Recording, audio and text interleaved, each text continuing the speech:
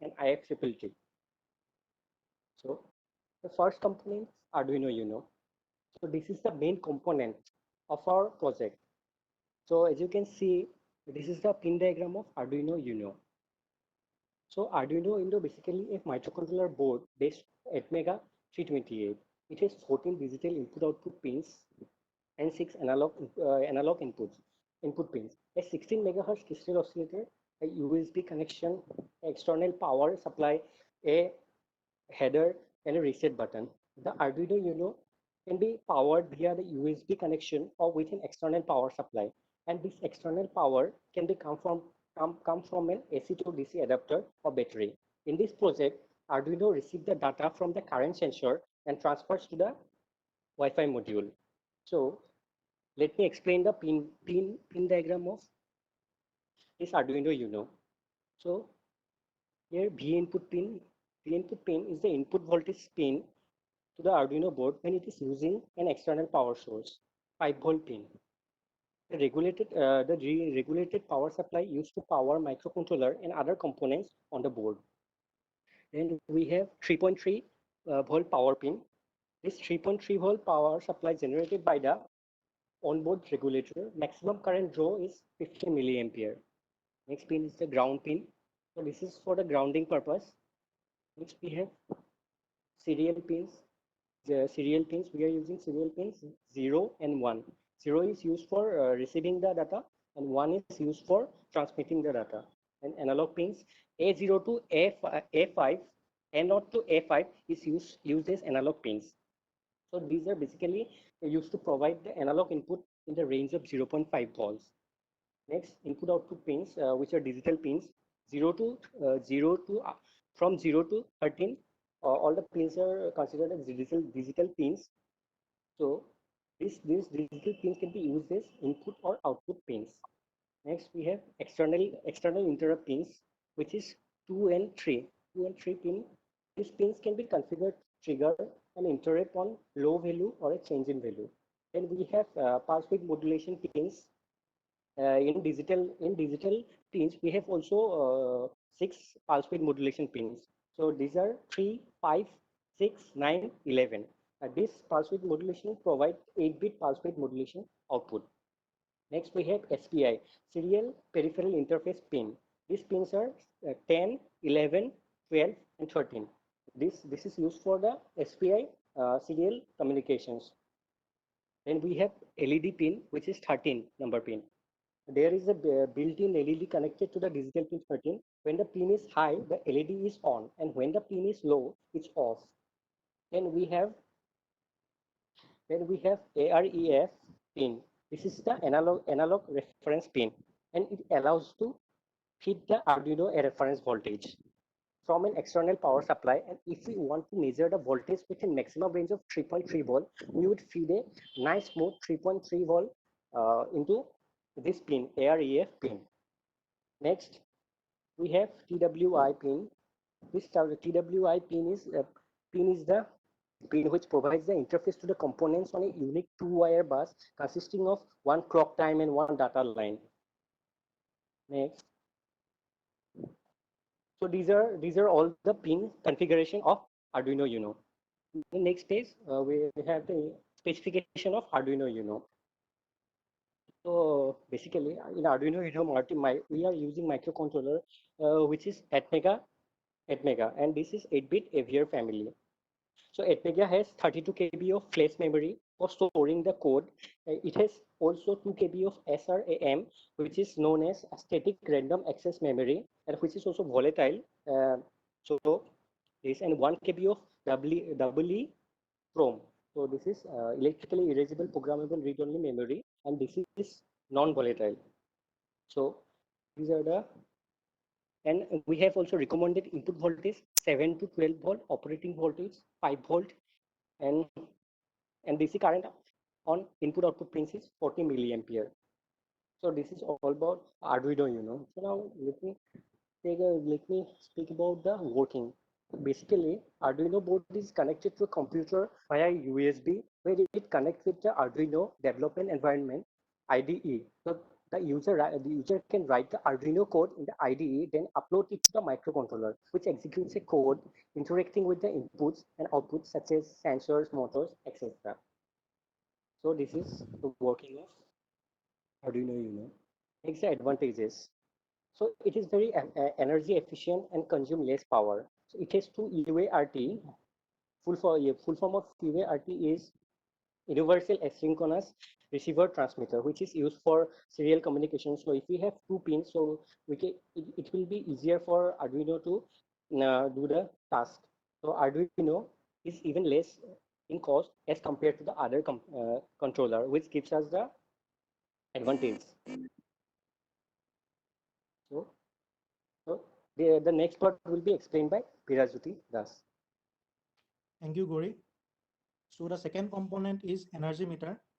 So what is basically energy meter? Energy meter or a watt hour meter is an electrical instrument that measures the amount of electrical energy used by the consumers. So we are very familiar with the energy meter as it is installed everywhere like home, industries and organizations, commercial buildings to to search for the electrical consumption by the loads such as lights, fans, refrigerators and other home appliances. So let us talk about now its construction. Next slide. So this is the block diagram of energy meter. In case of an energy meter, two coils are located in parallel to each other. One coil is in E shape known as pressure coil and other is in C shape known as current coil. In between them, an aluminum D6 attached in between them, in between the air gap. A permanent magnet is responsible for applying the braking torque. So this is how an energy meter is constructed. Next slide. Now let us talk about the working principle of energy meter. In case of an energy meter, the principle of electromagnetic induction is used. When AC current flows through suitably located coils, they produce a rotating magnetic field which is cut by a the aluminum disc, due to which an EMF is induced in the disc. The field voltage uh, and the voltage induced by the voltage coil is lagging by the current coil, due to which by 90 degree, due to which an ED current is induced. By the interaction of rotating magnetic field and ED current, an electromagnetic induction in the electromagnetic torque is developed and the disc rotates. The rotation of disc helps us to determine the consumption of electricity. So this is how a electromagnetic and this is how a energy meter works. Next slide. Now the third component was Node MCU. What is the Node MCU? The Node MCU is the full form is Node Microcontroller Unit is an open source software and hardware development environmental built around an inexpensive system on a clip SoC called ESP8266. It helps us for establishing a wireless network connection for microcontroller. Now, if we see about the pin configuration, we can categorize into power pins, ground pins, control pins, analog pins, GPI 10 pins, SPI pins, UART pins, and 12C pins. VIN pin and 3.3 pins comes under power pins. There are 1 VI pins and 3.3 V pin, so it makes 4 power pins. And pins like SIP enable pin, reset pin, and wake pin comes under the control pins. Analog pin is used to measure analog voltage in the range of 0 to 3.3. As we know, the Node MCU operates at this range. Ground pins are 11 in number, which can be assigned to functions such as 12C, 12S, UART, and pulse width modulation, IR remote control, LED light by programming. In case of SPI pins, Node MCU have two features, SPI and HSPI in slave and master mode. Now let us talk about the specifications of Node MCU. Next page.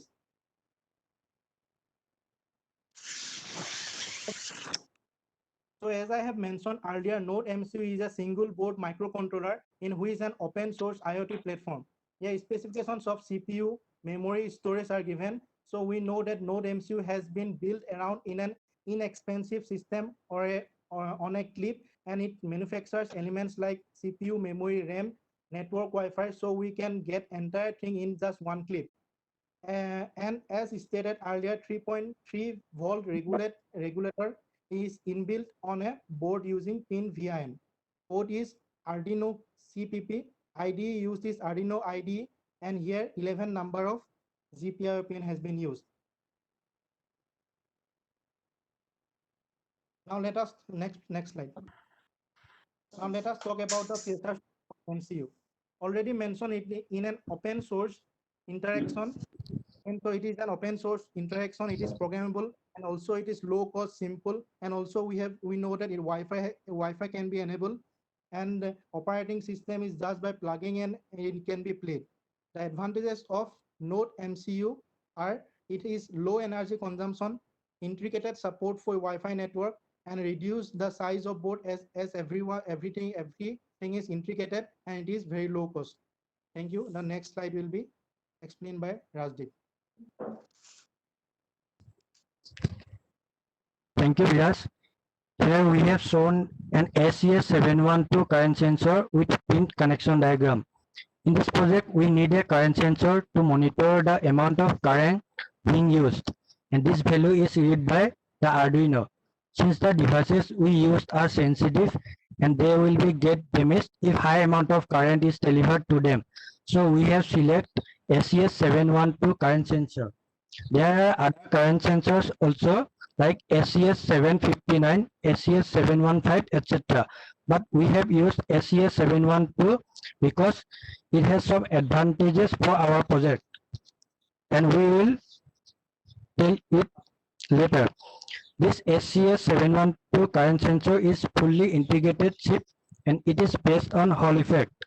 In simple words, it measures the calculate and the amount of current applied to the conductor without affecting the performance of the system.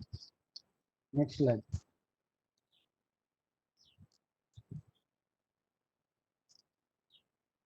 Working principle of SES712 current sensor. Here we are showing the working of current sensor. First, the load current is connected to flow through the onboard Hall sensor circuit presented in the IC. Then the Hall effect sensor detects the incoming current through its magnetic field generation. When this current is detected, the Hall effect sensor generates a voltage proportional to its magnetic field, and with this voltage the current is being measured. Next slide.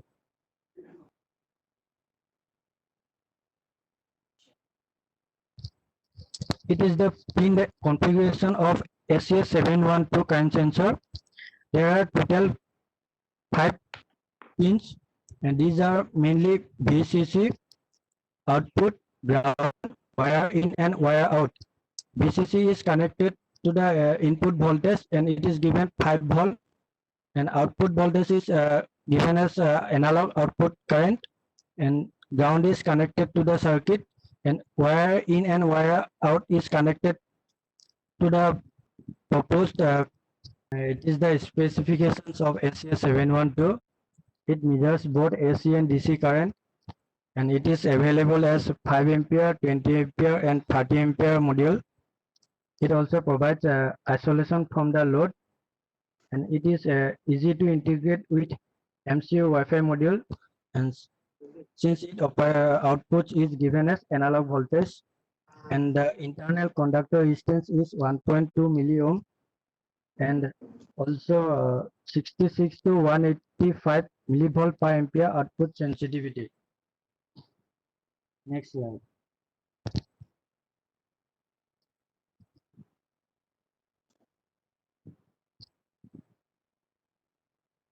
Now we are moving to the software part of the of our project. Here we are creating an Adafruit account. Adafruit input output account is an actually cloud service.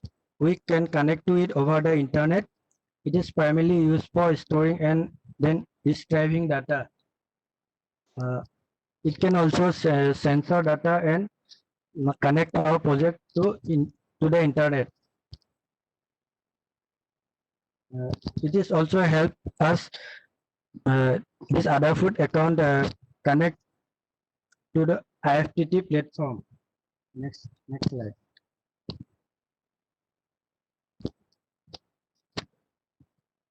What is IFTTT? If this then that command. Huh? So if this then that. Okay. Continue. So it is both a website and a mobile app which is launched in 2010. It is used to communicate between different applications, web services, and devices to trigger over specific actions through applets. And these applets are triggered to action relationship that perform a task or create a personalized notification when certain conditions are met. In our project, we use IFTTT to set the threshold value for energy consumption, and when this value is reached, then a notification will send to the user through email. Thank you. And next slide will be given by Yogdita Goswami. Okay, so let us see the block diagram of our overall energy meter. Now, in our system, we have connected one end of the power supply to the load and another end to the current sensor. Whenever load is provided with power supply, current sensor comes into effect. The current sensor is based on Hall effect. Now, what is this Hall effect? So, whenever current carrying conductor is placed in a magnetic field, it generates voltage perpendicular to the direction of both current and magnetic field. So now here, the Hall effect sensor detects the incoming current through its magnetic field generation. Once detected, the Hall effect sensor generates a voltage proportional to its magnetic field that's then used to measure the amount of current. Arduino will read the current sensor value and send it to the Wi-Fi module ESP12.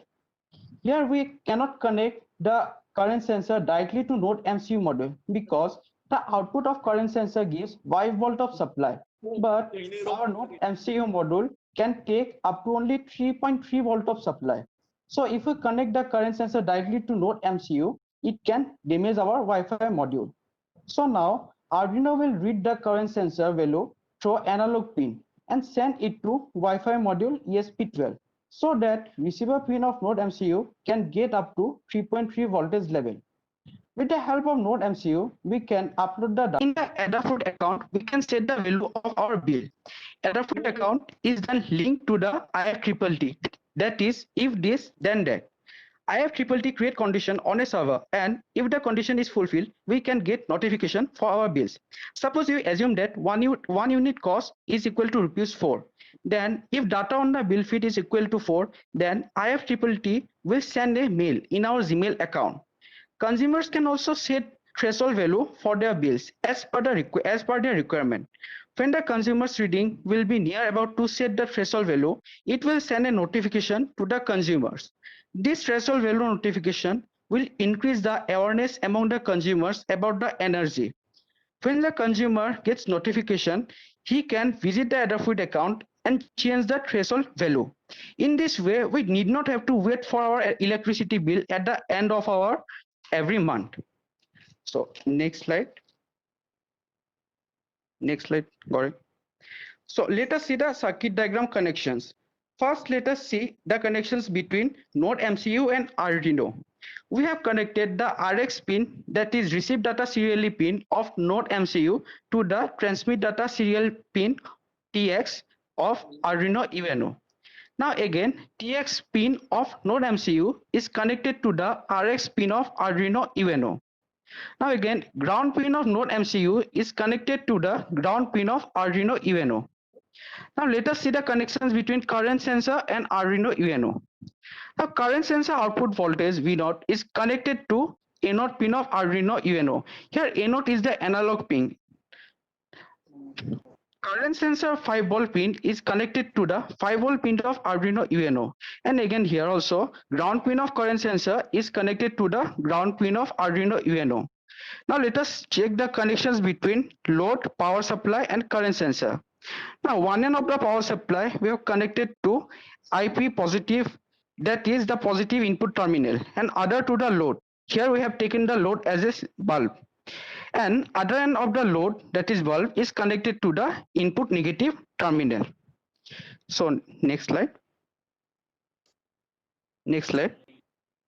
So I have already explained the working in the block diagram. So here current sensor measures the current flowing through the load. Then Arduino reads the current sensor value and it will send it to the Adafruit account through our Node MCU, that is Wi-Fi module. And readings and cost will be displayed on our Adafruit account. Now IFTTT create condition on a server, and if our condition will be fulfilled, we will get a notification to our Gmail account. So this is the working. Next slide. Next. So advantages. So our IoT based energy meter is less in cost as compared to the other systems. It is also less labor cost as there is no requirement of person from electricity board to visit each and every house to take meter reading. And remote access of meter reading is possible. That is, we can directly get our bill information through the notifications. And here we need not have to wait for the end of the month for getting the bill, as we will get notification to our mail according to our set value in the Adafruit account that we have designed. And here power utilization is also accurately calculated. So our next results part will be explained by Himanshu Nath. Thank you, Hiro. In our project, 3200 blinks of LEDs considered as 1 unit. That is 1 unit of power. So X is equal to number of blinks of LED, and Y is considered as the number of unit of electricity, and Z is considered as the cost of consumption. That is, Z is the amount of bill. Number of unit Y equal to X divided by 3200. We assume that 1 unit of electricity cost 4 rupees. So here Z equal to Y into 4. Next please.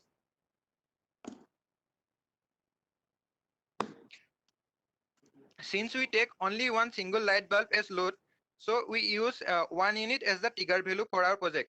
But in practical cases, like in a household, we can use 30 to 40 unit of power as trigger. So when 30 to 40 unit of power will consume by household items, then we will get a notification in IFTTT. And the IFTTT trigger is set as if data on bill feed is equal to 4, that is the amount of rupees for 1 unit of consumption of power, then send yourself an email from the IFTTT user email. So if according to our project, if 1 unit of power will consume by the right bulb, then 4 rupees of bill will produce, and the IFTTT user email will send a email to its own ID with the help of IFTTT. The IFTTT send an mail on user email account. Hence, the electricity bill is 4 rupees for 1 unit of power consumption. Next page.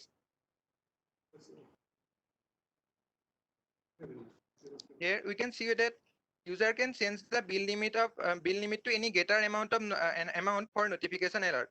So we can set the bill limit as per our household consumptions. Here the figure shows us the Adafruit account goes. Here the first symbol shows us the bill, and the bill is 4, that is 4 rupees, and the second goes is for power. The second goes is range to 0 to 100, and here you can see that 1 unit of power is consumed, and here you can see one slight line in the 80, that is the threshold value we put for the project. So if 80 unit of power will consume by the bulb, then one alert notification will send by the Adafruit account to the user email ID. Next please. So here the first figure is for IFTTT applet. The applet describes as if data on bill feed is equal to 4, then send yourself an email from user email. That is, if we consider that 4 rupees of bill is produced by 1 unit of power consumption, then one email will be sent to the user email. The next figure shows the email of our bill that write as your electricity bill is equal to 4 rupees at August 4, 2020 at 4:55 p.m. Next please.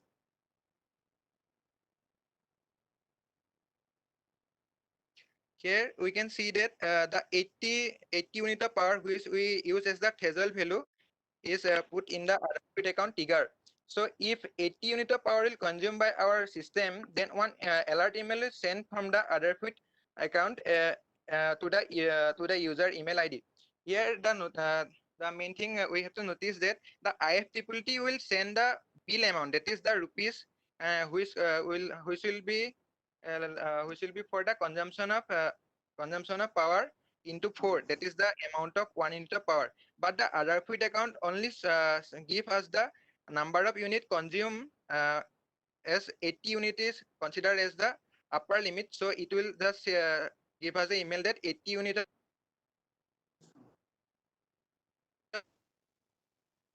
give us the amount of rupees which is considered with the 80 unit of power. Next page. Here you can see that how the email will be come from Aadhaar account. That is the power 80 unit if consumed, then one email will come to the user email ID. It is called as Aadhaar active trigger for email action. Next please. The conclusion. IoT-based energy meter has proven to be the best way of billing. It is the best way of billing because we don't need to go to the every household to actually collect the data for every month of electricity bill, or the user can get the electricity bill if he is not in his house or in a remote place. It will reduce the wastage of energy. It is reduce the wastage of energy because the Arduino, Node MCU or current sensor uses very less amount of energy than compared to the normal energy meters. It will deduct manual intervention because there is no manpower needed for this project. It is low cost and can be remotely controlled. It can be controlled from a distant place with the help of app and IFTTT. Next please. Future scope. The project mainly aims at providing overall infrastructure of energy meter used for smart city concept. So smart city concept can be implemented with the help of this IoT-based energy meter to actually remotely control the energy and the electricity bills. The main improvement for the future is going to make energy meter readings, tampering identification techniques and corrections. That is, if someone is try to tamper the bill amount in the Aadhaar account, we can improve some ways to prevent that from the authority perspectives. And the correction can be made from the electricity department, so that the household don't need to set their value every time it reaches the threshold limit. Next please.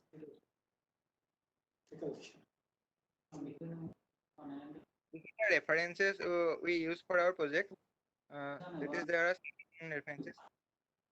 Eddy current. Eddy current are the loops of electrical current induced within conductors by changing magnetic field in the conductor according to Faraday's law of induction. And what is about EMF? Electromagnetic induction. Explain what is EMF? How it's generated? Biras? Yes, ma'am. EMF, it is the principle of how EMF is induced. EMF is induced when current carrying conductor, when a rotating magnetic field is cut by eddy current, then EMF is induced. Is this EMF?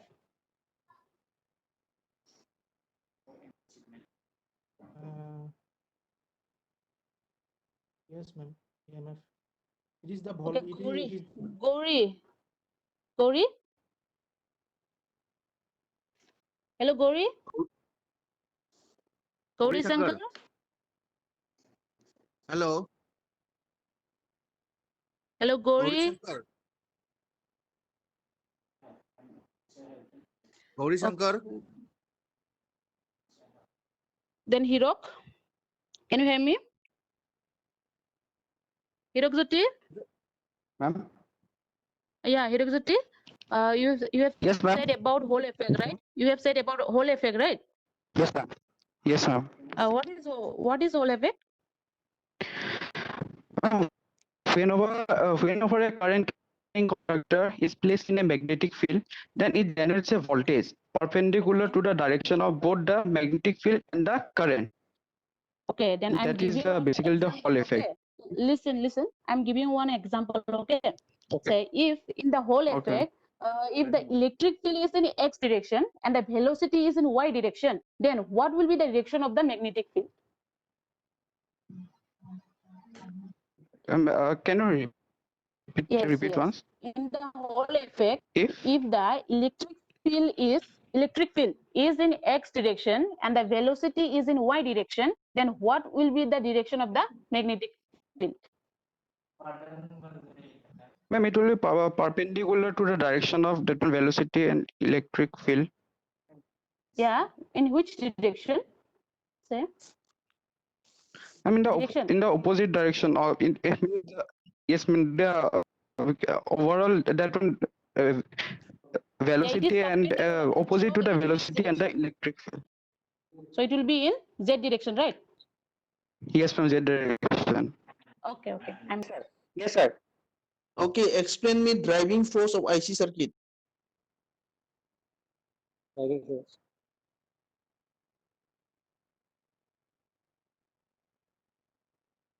Sir, I don't know. Okay, okay. Anyone?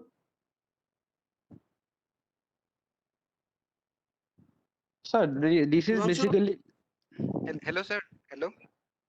Okay, any one of you? sir, this is driving. That one is used for the regulation of our current that we use. Regulation so that there should not be any faults in our current.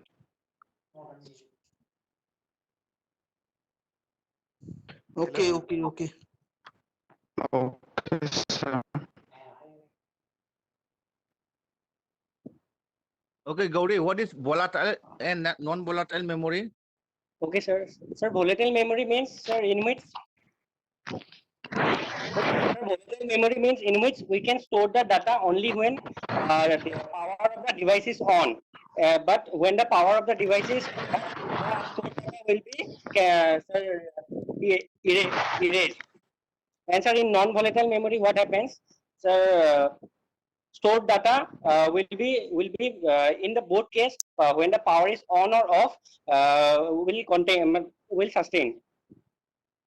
Okay.